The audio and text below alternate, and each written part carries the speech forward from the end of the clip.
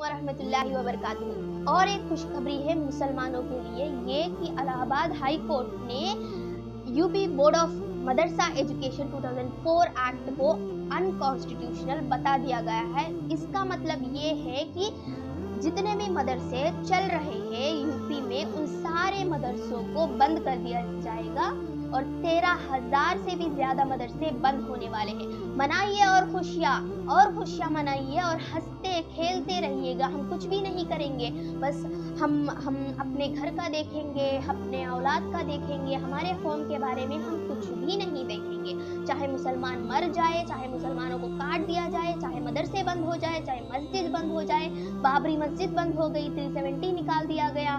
उसके बाद क्या हुआ कि ट्रिपल तलाक आ गया। ट्रिपल तलाक के बाद अब सीएए इम्प्लीमेंट हो गया, जल्द ही यूनिफॉर्म सिविल कोड भी इम्प्लीमेंट हो जाएगा। मगर हम मुसलमान के अंदर जो भी एक दूसरे के लिए जहर भर रखे हैं ना, हम लोगों ने लड़िए, खानदान में लड़िए, बहन भाई में लड़िए, फिरकों में लड़िए। हम मुसलमान इस तरह ही लड़ते रह जाएंगे और हम एक तभी होंगे जब हमें डिटेंशन कैंप में ले जाकर फेंक दिया जाएगा, तब हम मिलेंगे। और उस दिन कुछ भी फायदा नहीं होगा हमारे एक होने का।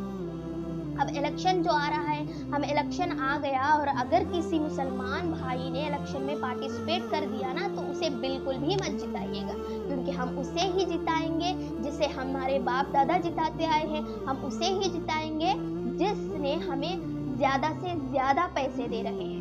जो हमें ज्यादा से ज्यादा 3,000 4,000 जो ज्यादा पैसे देगा ना, हम उसे ही जिताएंगे। और अगर किसी भी मुसलमान पार्टी ने, किसी भी मुसलमान भाई ने ये सोचकर कि कुछ हमारे कौम के लिए अच्छा करते हैं, ये सोचकर पार्टिसिपेट कर लिया इलेक्शन में, तो बिल्कुल भी उन्हें जिताइएगा मत। ठीक है ना?